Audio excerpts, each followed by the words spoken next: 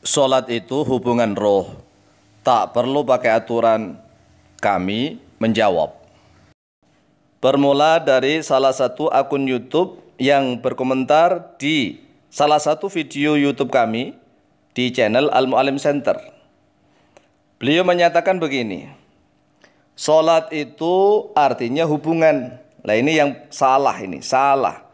Kenapa salah? Dari mana sholat itu bermakna atau berarti hubungan? Siapa yang mengajari? Gurunya siapa ini? Sholat kok artinya hubungan? Hubungan itu dalam bahasa Arab silatun, shod lam tak marbuto, silatun. Fi'il madhinya wasola. Wasola yasilu waslan atau silatan, seperti silaturahim, hubungan rahim. Hubungan kekerabatan, karena manusia itu dulunya sama, dari rahimnya Hawa. Silah dari kata wasola yasilu silatan, artinya hubungan. Kalau sholat tidak berarti hubungan. Ayo siapa gurunya? Makanya ngaji yang benar.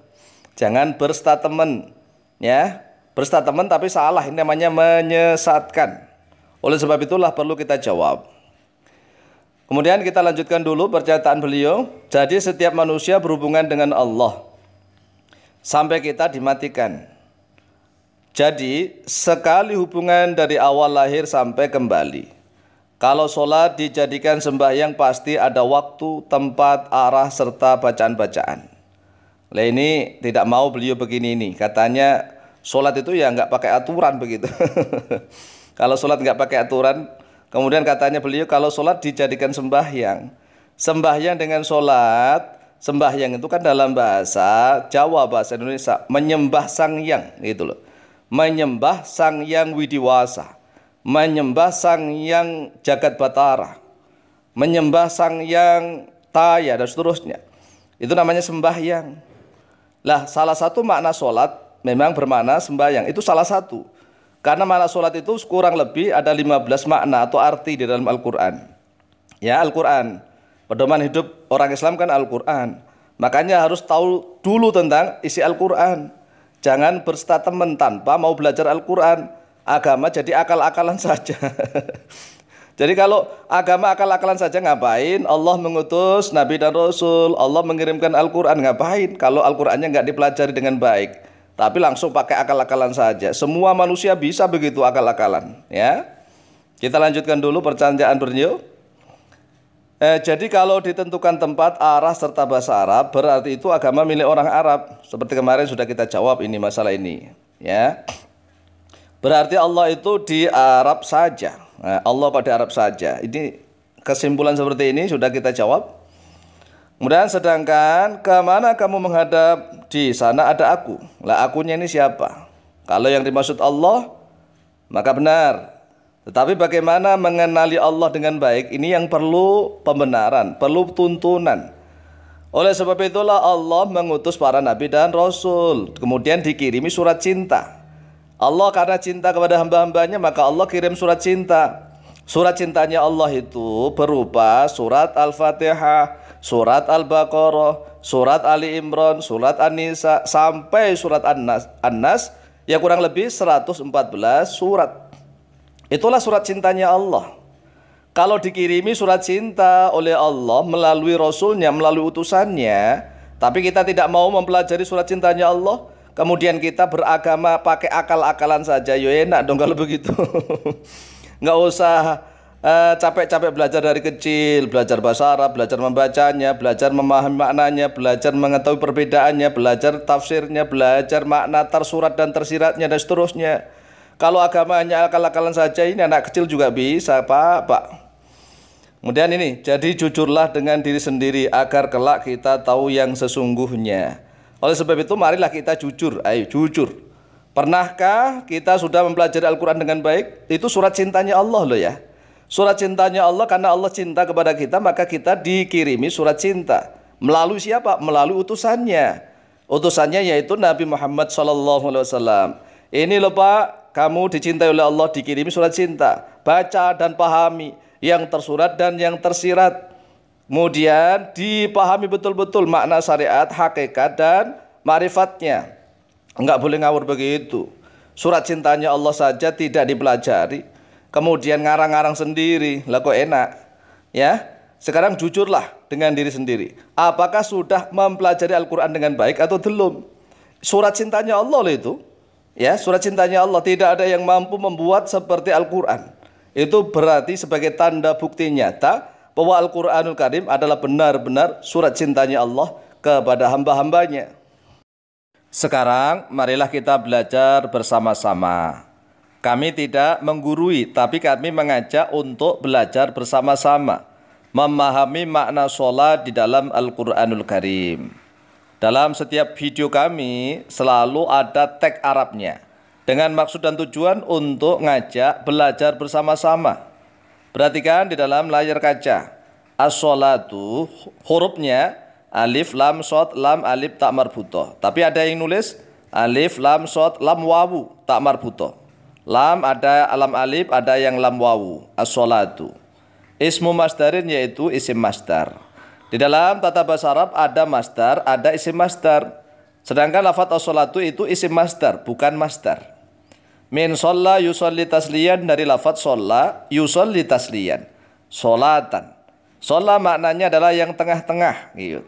Jadi sholat itu secara lughat, etimologi maknanya tengah-tengah. Kemudian jam'ul lafdz sholati, bermula jamaknya lafaz sholat. Lafaz sholat itu jamaknya adalah as-sholawatu. As-sholawatu lihat hurufnya alif, lam, shod, lam, wawu, alif, ta. Bi'ithbatil wawi wal alif wa ta'i. Dengan menetapkan huruf wawu, alif, dan ta mabsutoh. Ta yang dibentang itu namanya ta mabsutoh atau maftuhah. Sedangkan ta yang diikat bulat namanya marbutoh. Jadi belajarlah kita belajar tentang tata bahasa Arab. Ada ta marbutoh, ada ta mabsutoh. Nanti ada makna tersurat dan tersiratnya ada. Tapi kita ini baru belajar makna yang tersurat aja dulu. Kemudian wassolatu fil Qur'ani minal ayati al-mutasyabihati. Lafaz sholat sendiri di dalam Al-Quran Karim itu termasuk ayat-ayat mutasyabihat, bukan ayat-ayat yang muhkamat. Oleh sebab itulah banyak perbedaan-perbedaan apalagi bagi orang yang tidak mau belajar Al-Quran. Maka menggunakan akalnya sendiri tadi, akal-akalan begitu. Wa min ma'aniha, dan yaitu sebagian dari makna-maknanya sholat. Satu, ya ini kita ada 15 sebenarnya, tetapi karena waktunya yang mendesak, ini aja sudah 7 menit lebih ya. Nanti insya Allah ya maksimal lah 11 menit begitu. Yang pertama, bima'nal maghfirati waridho minallah. Jadi sholat itu bermakna maghfirah, ampunan, waridho, dan ridho, kerelaan minallah, dari Allah. Ini makna sholat yang pertama. Qala Allah Ta'ala, telah berfirman oleh Allah Ta'ala, a'udzubillahi minasyaitonir rajim. Ulaika alaihim sholawatun min rabbihim wa rahmah. Ulaika bermula mereka, alaihim yaitu tetap atas mereka, sholawatun yaitu bermula beberapa sholawat min rabbihim, dari Tuhan mereka, wa rahmatun, dan kasih sayang. Dalam surat Al-Baqarah ayat yang ke-107. Kemudian yang kedua, bima'na tsana'i wa rahmatit ta'dhimi minallahi, yaitu dengan makna pujian dan rahmat pengagungan dari Allah. Wa bima'nal istighfari minal malaikati, dan dengan makna memintakan ampun dari para malaikat. Wa dzalika fi qouli ta'ala, bermula itu yaitu tetap di dalam firman-Nya Allah Ta'ala, a'udzubillahi minasyaitonir rajim. Innallaha wa malaikatahu yusholluna 'alan nabi. Innallah, sesungguhnya Allah, wa malaikatahu, dan sesungguhnya para malaikatnya Allah, yusholluna yaitu bersolat, ini solat oleh Allah dan malaikatnya, ala nabi, atas nabi. Masa Allah solat, solatnya Allah bagaimana? Makanya bermakna pujiannya Allah dan rahmat pengagungan dari Allah ala nabi, kepada nabi.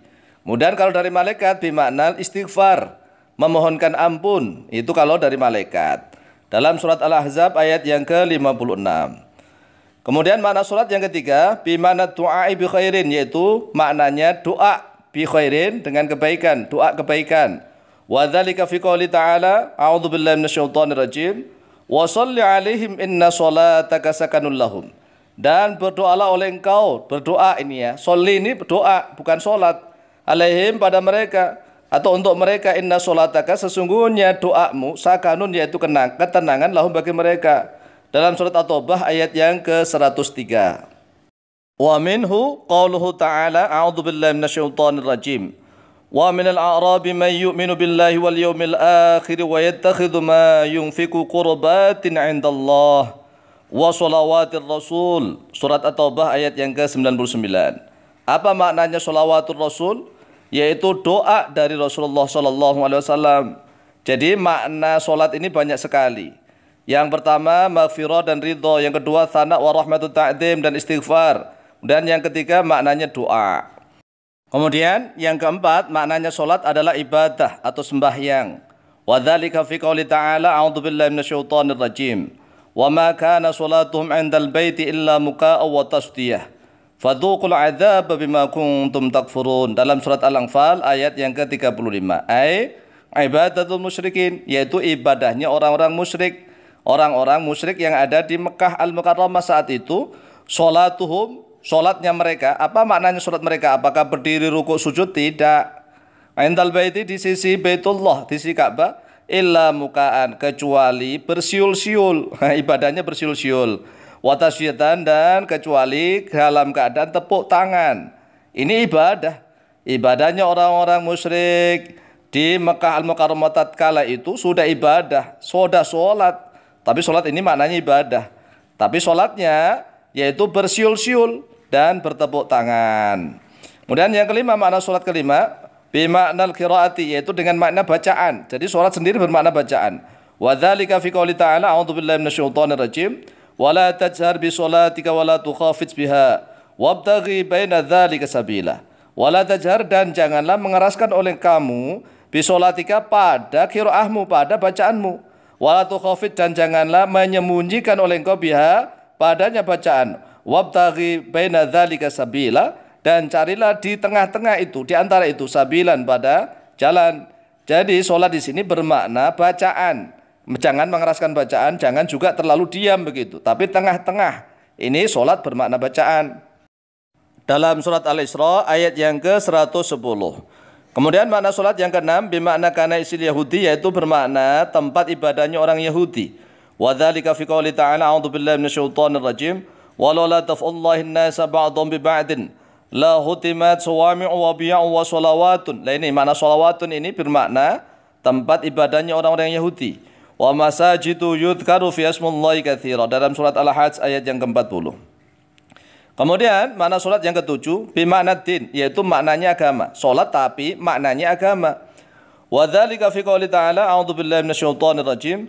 Qalu ya Syu'aibu as-salatuka ta'muruka an natruka ma ya'budu abauna. Dalam surat Hud ayat yang ke-87. Coba perhatikan, as-salatuka di situ bermakna din, agama. As-salatuka, apakah agamamu? Ta'muruka, begitu. Padahal ayatnya menggunakan lafadz atau kata solat, tetapi bermakna agama. Ini sudah 13 menit lebih, kami cukupkan dulu agar tidak terlalu panjang. Wallahu ta'ala a'lamu bishawab.